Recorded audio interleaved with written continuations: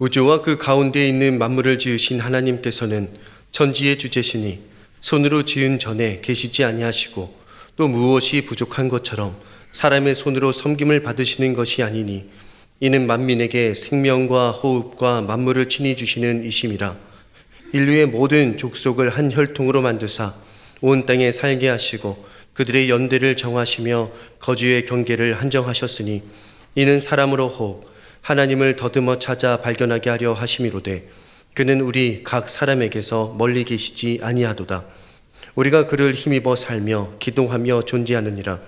너희 시인 중 어떤 사람들의 말과 같이 우리가 그의 수생이라 하니 이와 같이 하나님의 수생이 되었은즉 하나님을 금이나 은이나 돌에다 사람의 기술과 고안으로 새긴 것들과 같이 여길 것이 아니니라. 알지 못하던 시대에는 하나님이 간과하셨거니와 이제는 어디든지 사람에게 다 명하사 회개하라 하셨으니 이는 정하신 사람으로 하여금 천하를 공의로 심판할 날을 작정하시고 이에 그를 죽은 자 가운데서 다시 살리시는 것으로 모든 사람에게 믿을 만한 증거를 주셨음이라 하니라.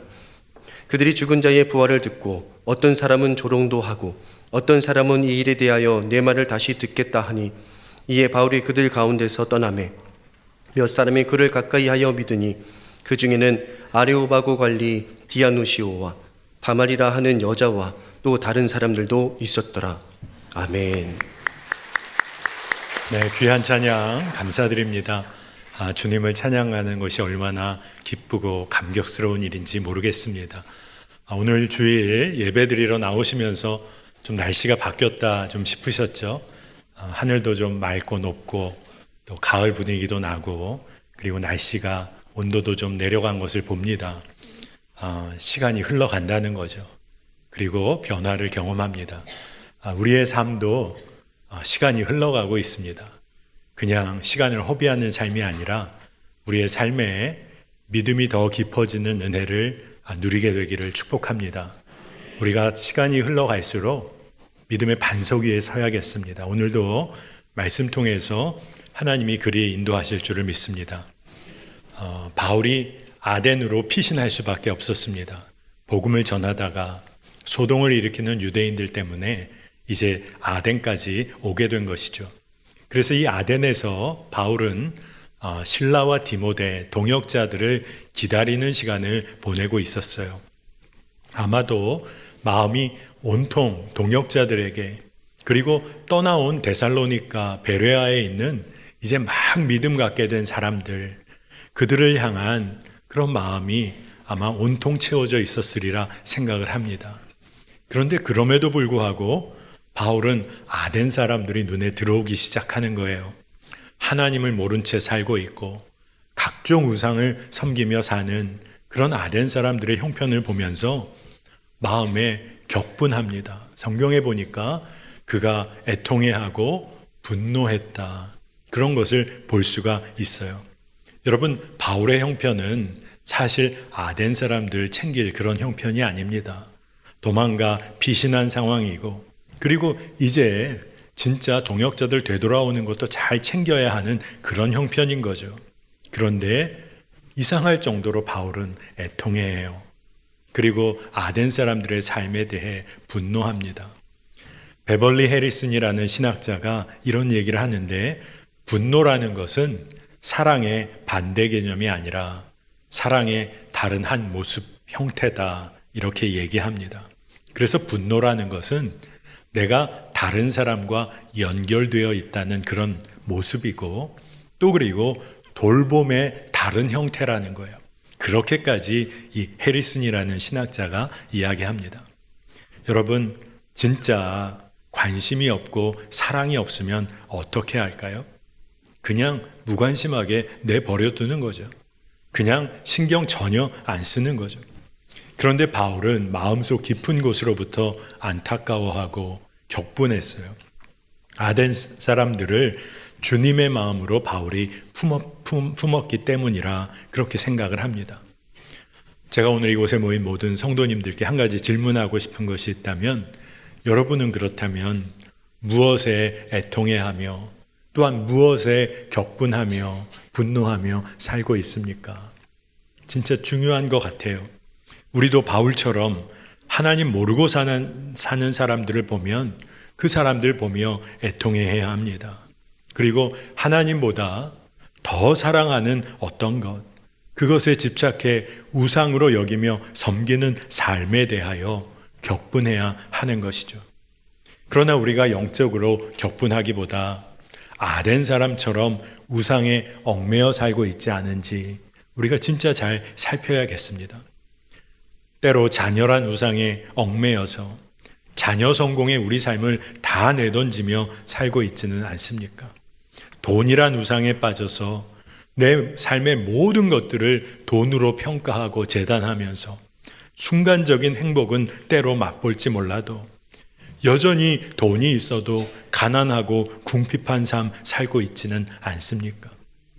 남들 앞에 그럴듯하게 보이는 거, 자기 과실을 우상 삼아서 외적인 모습과 조건 갖추는데 인생의 모든 시간을 허비하며 살고 있지 않습니까?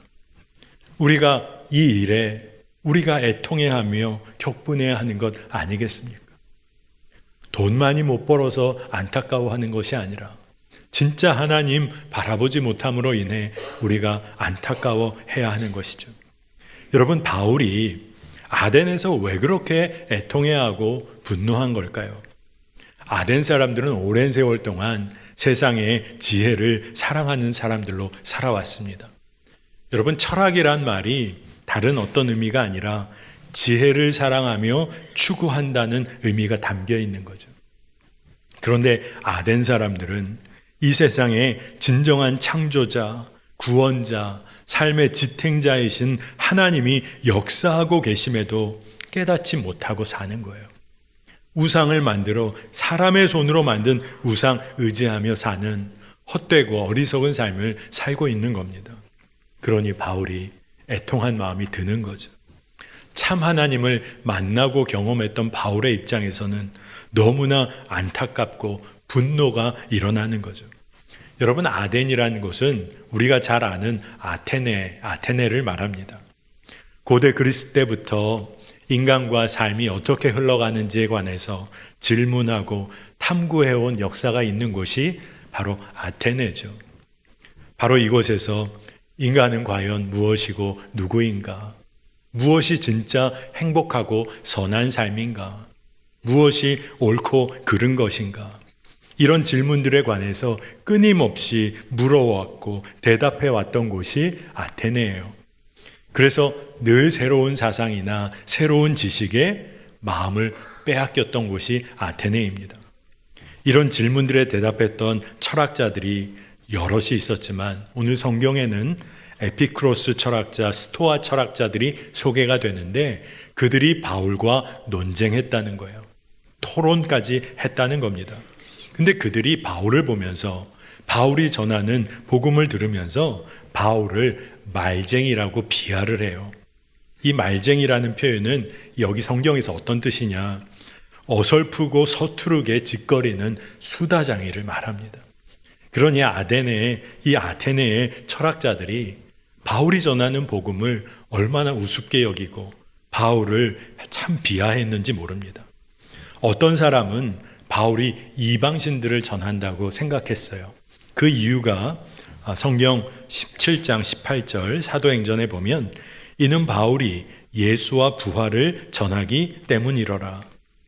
여러분, 예수와 그의 부활을 전하는데 왜 아덴 사람들은 전혀 반응을 안 하는 걸까요? 마음이 굳어 있는 거죠. 그리고 세상의 사상과 지혜에 완전히 얽어 매여 있기 때문입니다. 우리가 세상에서 얻게 되는 지혜와 지식이 중요한 부분이 있죠. 그러나 그것이 전부라고 믿고 사는 삶은 위험한 것입니다. 그래서 아덴 사람들이 예수도 하나의 신일 뿐이다. 그리고 부활을 강조하는 것도 또 다른 어떤 신을 믿는 그런 모습이구나. 그렇게 그들이 생각했어요.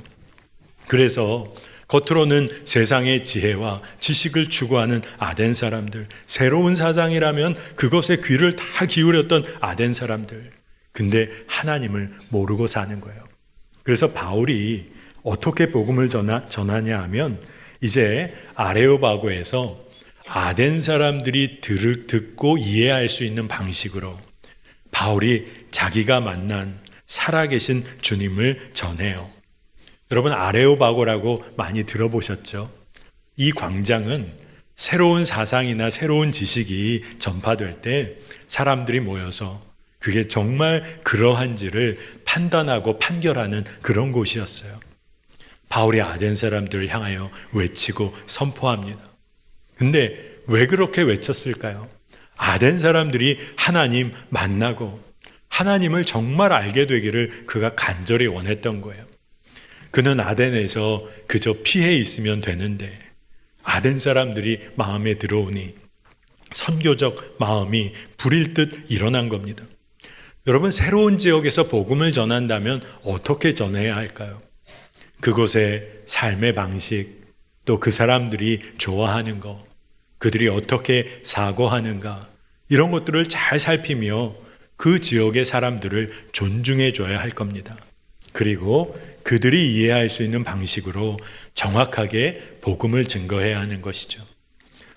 선교 단체 중에 부족 선교회라는 단체가 있어요. 이 선교 단체는 NTM이라고 하는데 이 부족 선교회는 아주 중요한 사역을 감당하는데 그것 중에 하나가 뭐냐? 선교사님들이 아주 오지의 부족들을 찾아가 그 부족들과 함께 사는 겁니다. 생활을 하는 거예요. 근데 그렇게 생활을 하는 이유는 한 가지인데 그 부족들이 아주 오지에서 살고 있으니 그 부족들이 쓰는 언어가 세상에는 알려져 있지를 않아요. 그러니 그 부족의 언어를 배우려면 문법책 같은 거, 어휘사전 이런 거 하나도 없는 겁니다. 무슨 말을 하는지 알 수가 없는 거예요. 한 가지 방법이 있다면 그들과 함께 사는 겁니다. 그래서 선교사님이 그곳에 들어가 부족들과 살면서 그들이 말하는 단어 하나하나의 의미가 뭔지를 삶으로 배우는 거예요. 그러면서 언어의 체계를 세워나갑니다. 여러분, 얼마나 많은 시간이 필요할까요? 그리고 그렇게 하는 거가 시간 낭비라고 여기는 사람 왜 없겠어요? 그런데 정말 그 부족의 언어로 성경을 번역하기 위해서는 꼭 필요한 일이라는 거죠. 여러분, 한 부족에게 이 그리스도라는 이 말의 의미를 온전히 증거하려면 여러분 어떻게 해야 할까요? 그 부족의 삶을 이해하지 못하면 불가능한 일이라는 겁니다. 여러분, 이와 같이 바울이 복음을 전한 거예요. 아레오바고라는 광장에서 아덴 사람들이 마음 집중하여 하나님을 바라볼 수 있도록 그렇게 바울이 복음 증거를 한 겁니다. 아덴 사람들은 오늘 말씀 보니까 알지 못하는 신 이렇게 새긴 단도 있었다는 거예요. 그러니 수많은 신들에 대하여 생각하고 탐구하면서 혹 알지 못하는 신, 우리가 알지 못하는 신도 있지 않을까. 그래서 그 신도 섬겼다는 겁니다. 여러분, 진정한 신, 하나님이 계시다는 것을 그들은 몰랐다는 거예요. 그래서 바울이 진짜 하나님을 증거하고 싶어서 그 하나님을 증거합니다. 오늘 우리가 읽은 본문이 시작되는 지점이에요. 첫 번째로 바울은요, 만물을 지으시고 그 가운데 역사하시는 하나님이 계시다. 너무나 분명히 그것을 증거하는 거예요. 당신들이 신전 만들고 외적인 형상 만들어서 그렇게 섬기는 그런 것 아니라 그런 것에 하나님은 스스로를 제한하시는 분이 아니시다. 어떤 전이나 어떤 형상에 제한되는 분이 아니시다. 사람의 섬김이 있어야만 하는 뭔가가 부족한 분 결코 아니시다. 그리고 모든 이들에게 생명과 호흡과 만물을 주시는 분이라 증언을 해요. 여러분, 바울은요, 자기가 경험한 만난 하나님을 지금 증언하고 있는 거예요. 그러니 아덴 사람들을 보면 너무나 안타까운 거예요. 그래서 하나님이 분명히 계시다. 그 하나님이 생명과 호흡을 허락하시는 분, 이거를 증언합니다. 여러분, 오늘 말씀을 우리가 들을 때 그래, 아덴 사람들은 그랬구나, 아유 믿음이 없구나, 이렇게 생각할 일이 아니에요. 사실 이 말씀은 오늘 우리가 믿음 생활하는 우리에게 던져지는 말씀인 거예요. 진짜 하나님이 살아계심을 믿고 사느냐? 진짜 나에게 생명과 호흡을 주시는 바로 하나님이 나에게 역사하고 계시다. 이거 믿고 사느냐 하는 거예요. 여러분, 이 하나님을 진짜 경험하고 깨닫게 될 때 우리가 한 가지를 알게 됩니다. 내 인생이 여기까지 오게 된 건 오직 하나님의 은혜이구나. 하나님의 은혜 없이는 내가 여기까지 와 살아갈 수가 없구나. 여러분, 그래서 바울이 하나님과의 바른 관계가 얼마나 중요한지를 강조하고 있는 거예요. 계속해서 바울이 간절한 마음으로 하나님에 대해 증언하는데 바로 그 하나님으로부터 모든 민족이 나왔고 또 그 민족들이 이 땅에 살게 하셨고 그들이 사는 역사 속에서 시간을 정하셨다. 이렇게 증언해요. 여러분, 이 말이 뭘까요? 우리도 2024년 이 한국 땅에서 또 매화교회에서 믿음 생활하면서 살아가고 있습니다. 하나님이 허락한 장소에서 그 시간을 살고 있는 거예요. 그러니 바울은 이와 같은 것을 깨닫게 된다면 하나님은 사람들이 이 땅에서 삶과 환경과 시간과 역사 속에서 하나님을 스스로 발견하기를 원하신다는 거예요. 여러분, 이게 진짜 어떤 의미일까요? 우리가 대자연 앞에 서면, 거대한 폭포 앞에 서게 되면, 거대하게 펼쳐진 평원과 사막 앞에 서면 우리 인간이 얼마나 유한한지를 깨닫고 이 모든 것을 창조하신 분이 계시구나. 하나님을 떠올리게 됩니다. 계절이 바뀌고 곡식이 자라나고 열매를 거두게 될 때, 그때 이 모든 과정을 살펴보면 하나님이 떠올려지는 거죠. 다시 말해서 자연 은총을 통해 하나님을 깨닫게 된다는 거예요. 여러분, 우리의 삶의 주변 환경과 모든 삶의 흐름, 역사와 시간을 살펴보면 하나님을 우리가 인정할 수밖에 없다는 겁니다. 절대자 하나님이 안 계시다면 설명할 수 없는 일들이 우리 삶 가운데 너무나 많은 거예요. 그러니 바울이 아덴 사람들의 특성을 잘 본 거죠. 너희들이 주변을 잘 살펴보면 하나님이 살아계심을 알게 될 거야. 하나님이 시간과 역사 가운데 역사하시는 걸 너희들이 발견할 수 있을 거야. 그런 이야기를 사실 전하는 겁니다. 감리교 창시자, 감리교 운동을 시작한 웨슬리 목사님도 선행 은총이란 개념을 굉장히 중요하게 강조하셨어요. 근데 이 선행 은총이란 아마 여러분 다 들어보셨을 텐데 사람들이라면 누구에게나 절대자를 하나님을 알아가고 싶은 그 마음의 본성이 이미 심겨져 있다는 거예요. 그러니 예수 그리스도를 아직 영접하고 만나기 이전일지라도 이미 우리 안에 찾아와 역사하셔서 우리가 하나님을 만날 수 있도록 발견할 수 있도록 이끌어 주시는 은혜가 이미 우리 가운데 부어져 있다는 거예요. 그러니 얼마나 감사한 일입니까? 그래서 이 선행 은총으로 말미암아서 우리가 죄 가운데 있는 존재라는 것을 알게 된다는 거예요. 세상의 사람들일지라도 우리가 죄 가운데 있구나, 내가. 그것을 깨닫고 누군가가 베풀어주는 은혜, 다시 말해서 하나님의 은혜를 필요하는 자가 나구나 하는 것을 깨닫게 도와준다는 거예요. 그래서 그 선행 은총이 그 구원의 선물이신 예수 그리스도께 응답할 수 있도록 이끌어 준다는 겁니다. 여러분, 우리도 다 그렇게 하나님을 만난 거죠. 예수 그리스도를 영접한 거죠. 그런데 하나님께서는 오늘 이곳에 모인 우리를 포함해서 모든 사람들에게 사랑으로 물으시는 거예요. 아담아, 네가 어디 있느냐? 하나님의 자녀인 너희들아, 네가 지금 어디서 뭘 하며 살고 있냐? 아담아, 네가 도대체 어디 있는 거냐? 주님이 우리에게 물으시는 거예요. 주님을 모르고 사는 이들에게 하나님은 당신을 드러내고 싶어 하세요. 우리와 인격적인 관계를 맺기 원하시는 하나님의 마음이 너무나 분명해요. 로마서 8장 32절을 보면 그 하나님의 마음을 조금이라도 우리가 알 수 있는데 자기 아들을 아끼지 아니하시고 우리 모든 사람을 위하여 내주신 이가 어찌 그 아들과 함께 모든 것을 우리에게 주시지 아니하겠느냐. 아멘. 하나님의 마음이 이러세요. 그러니 우리가 그 하나님이 살아계시구나. 내 삶에 역사하시는구나. 내 생명을 주관하시는구나. 분명히 붙잡고 살아야 한다는 겁니다. 두 번째로 아덴 사람들에게 바울이 말하기를 우리 모두가 하나님으로부터 태어난 자들이고 그러니 하나님의 자녀들은 우상, 사람이 만든 우상에 사로잡혀 살 것 아니라 하나님 온전히 만나 하나님을 알아가야 한다. 그 이야기를 해요. 그래서 바울이 더 강하게 이제 하나님 깨달아 인정해야 하고 이제 회개해라. 회개하여야 한다. 강조합니다. 30절에 알지 못하던 시대에는 하나님이 간과하셨거니와 이제는 어디든지 사람에게 다 명하사 회개하라 하셨으니. 아멘.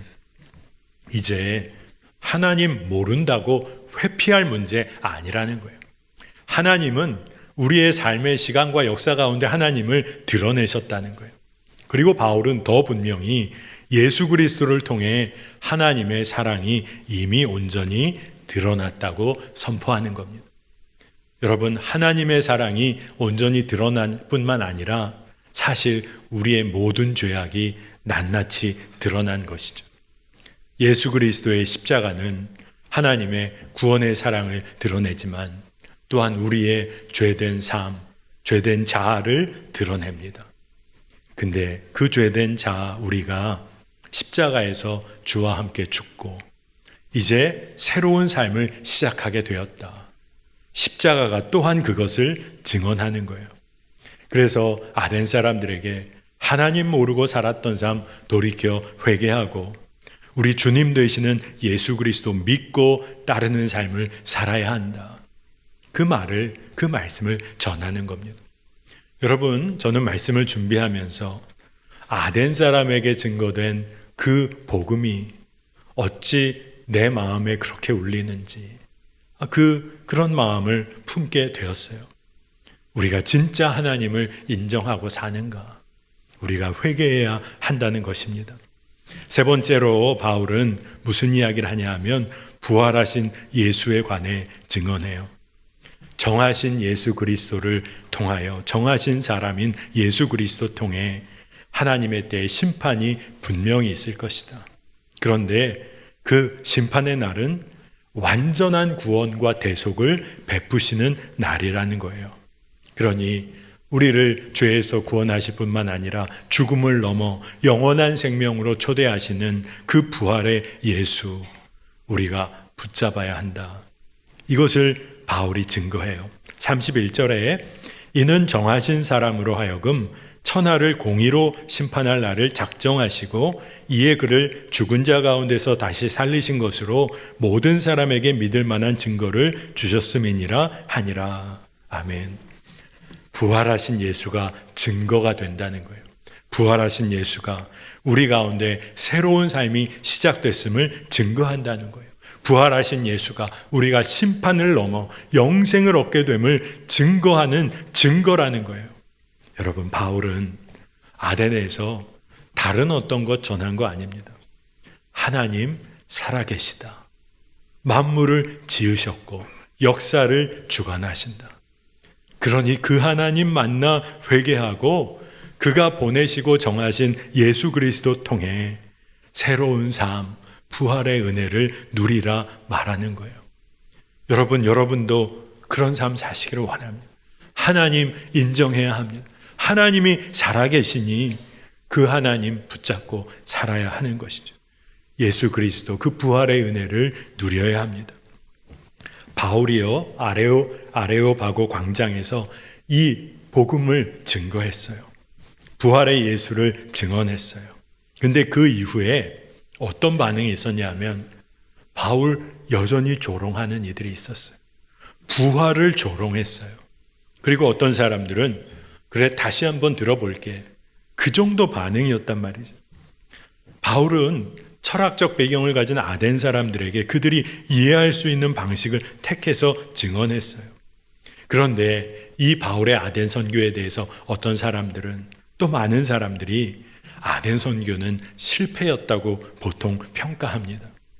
왜냐하면 바울의 증언 이후에 수많은 믿는 자들이 일어났다, 아니면 회개하고 돌이키는 이들이 너무 많았다, 이런 기록이 없기 때문에 그렇습니다. 그리고 바울이 여기서 아덴에서 아덴 사람들을 생각해서 십자가 예수 그리스도를 분명하게 증거하지 않았다, 이런 얘기까지 하는 사람들이 있었어요. 어떤 이들은 바울이 아덴에서 명확하게 십자가 예수를 증언하지 않았기 때문에 실패했다고도 말해요. 그런데 여러분, 바울의 선교가 과연 실패였을까요? 저는 결코 바울의 아덴 선교가 실패가 아니라고 생각합니다. 왜냐하면 하나님의 선교에는 실패가 없기 때문이에요. 여전히 선교의 성공을 양적인 성장으로만 평가하려고 한다면 혹 실패라 여길지 모르겠지만, 바울은 예수의 마음을 품고 아덴 사람들을 향해 애통한 마음으로, 그리고 격분하며 살아계신 주님 증거했어요. 그 땅의 사람들을 마음으로 온전히 품지 않았다면 아마 그렇게 못했을 거예요. 주님의 사랑을 품고 예수님을 분명히 증거했다면 그것이 성공이 아니고 무엇이겠습니까? 바울이 결국 오늘 말씀 마지막 부분을 보니 얻게 된 믿음의 사람들은 몇 사람뿐이었다, 이런 기록이 있어요. 그 중에 아레오바고 관리 디오누시오, 다말이라는 이름의 여인, 또 다른 몇 사람 정도가 있었다, 이런 기록이 있습니다. 근데 이 기록을 그냥 겉으로만 보면 그래, 이 아덴에서의 선교 실패했잖아, 이렇게 말할 수 있죠. 그러나 선교의 결과는 양적인 평가로 할 수 없어요. 여러분, 예수님께서 3년의 공생의 기간을 보내셨어요. 근데 3년 동안 얻은 제자의 수가 겨우 12명밖에 되지 않았어요. 그중 한 명은 가룟 유다 배신까지 했어요. 예수님 사역의 마지막 마무리는 십자가에서 죽음을 택하는 거였어요. 여러분, 양적으로 평가한다면 예수의 사역이 실패 아닙니까? 진짜 그렇잖아요. 그런데 결코 실패가 아니잖아요. 소수의 제자들, 예수를 따르는 이들은 예수의 부활과 하나님 나라 끝까지 믿고 증언했어요. 순교의 자리까지 섰어요. 어떻게 이것을 실패라고 할 수 있겠습니까? 여러분, 아덴에서의 바울 선교는 너무나 분명한 하나님의 인도하심을 받은 거죠. 여전히 살아계신 주님을 붙잡고 나가 만나게 되는 한 영혼 한 영혼을 긍휼히 여긴 거죠. 우리에게도 그런 애통한 마음이 있다면 그 다음의 일은 주님이 다 하실 줄로 믿습니다.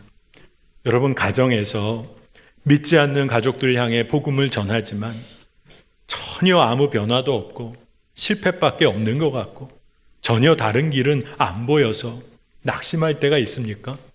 여러분, 결코 낙심할 이유가 없습니다. 우리가 그 가족 향한 주의 사랑 포기하지 않는다면 우리의 삶과 환경과 역사의 시간을 통해서 얼마든지 살아계신 주님을 우리 가족들이 발견하고 만나게 될 줄 믿습니다. 그 주님을 만나 회개하고 돌이키면 함께 하시는 주님을 더 분명히 경험하게 되는 거죠. 최근에 우리 성도님 중에 한 분, 시어머니 결혼할 때부터 당신은 결코 믿지 않겠다, 아예 그냥 정했다는 거예요. 난 결코 안 믿는다. 그래, 너는 믿음 생활 하더라도 난 결코 안 믿는다. 그런데 마지막 병상에서 주님 영접하셨어요. 평생 자녀가 믿음 생활한 거 옆에서 보신 거죠. 삶으로 복음이 증거된 거죠. 그 오랜 세월이 흘러서 예수 그리스도 결국 영접하고 병상 세례까지 받으셨어요. 주님의 섭리는 정말 놀랍습니다. 여러분, 바울의 마음이 어떠했을까요? 아덴에서 눈에 보이는 그렇게 돌이키는 이들이 그리 많지 않았어요. 실패라 여기며 접었을까요? 아니죠. 허락하신 모든 상황과 조건 안에서 주님을 증거한 것으로 바울은 좋겠을 겁니다. 왜냐하면 바울은 알았어요. 바울은 알았기 때문이에요. 자신의 능력으로 복음 증거한 게 아니라 자신이 경험한 살아계신 주님을 그저 드러낸 것뿐이기 때문에 주님이 하실 것이다. 그게 믿어진 거죠. 여러분, 바울은 도망치고 피신한 아덴에서 선교했어요. 어떻게 그럴 수 있을까요? 그가 진짜 주님을 만났기 때문이에요. 그리고 주님을 따르며 믿음의 길을 그가 실제 걸었기 때문이에요. 우리가 진정 누구를 믿고 따르느냐가 진짜 그래서 중요해요. 우리가 진짜 믿고 따르는 분이 너무나 분명하신 우리 주 하나님, 정말로 예수 그리스도, 우리와 함께 하시는 성령님이라 믿는다면 우리의 삶은 바뀌는 거예요.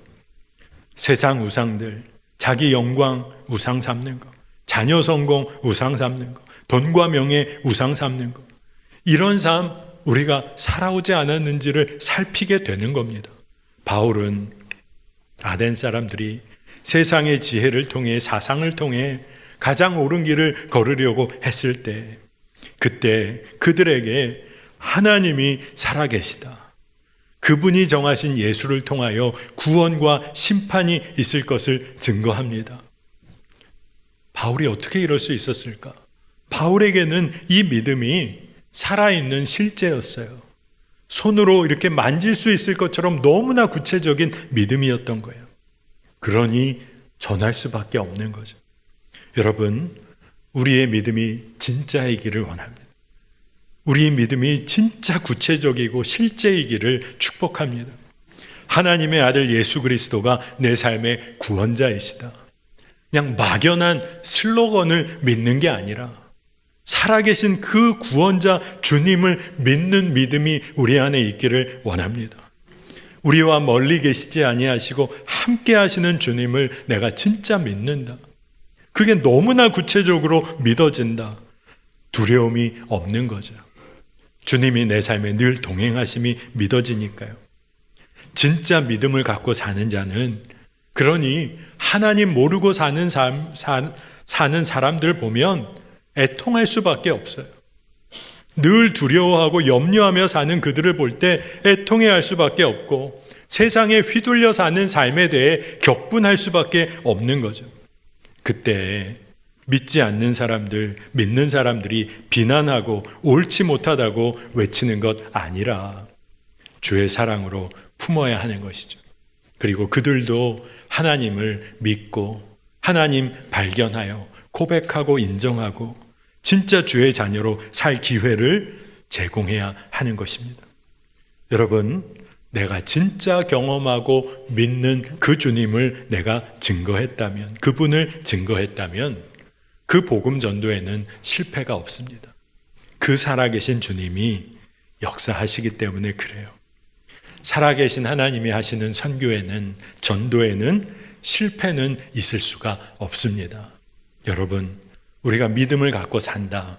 그러면 믿음의 열매가 분명히 있으실 거예요. 여러분을 통하여 주를 보고 믿게 되는 이들이 열릴 거예요, 열매로. 그 삶 사시기를 축복합니다. 그게 진짜 우리의 기쁨인 거예요. 함께 살아계신 주님을 인정하고 그분을 믿는 믿음으로 살아가시기를 축복합니다. 함께 기도하겠습니다. 하나님, 오늘의 이 주일 주님만 의지하며 주님만 높여드리며 예배하게 하시니 이 은혜가 놀랍습니다. 살아계신 주님을 믿고 따르기에 이제 사랑과 긍휼의 마음으로 창조자, 구원자, 삶의 지탱자가 되시는 주님만 전하게 하여 주옵소서. 주님 모르고 사는 이들을 향해 애통한 마음을 가지게 하시고 주님이 하실 것만 믿고 내가 분명히 경험한 예수 그리스도, 살아있는 믿음을, 그 복음을 전하게 하여 주옵소서. 그것이 나에게 기쁨이 되고 능력이 되게 하여 주옵소서. 오늘 예배 가운데 참여한 모든 성도들 가운데 살아계신 주님만 의지하는 믿음이 너무나 분명해지고 그 주님으로 인한 기쁨이 회복되게 하여 주옵소서. 감사드리며 예수님의 이름으로 간절히 기도합니다. 아멘.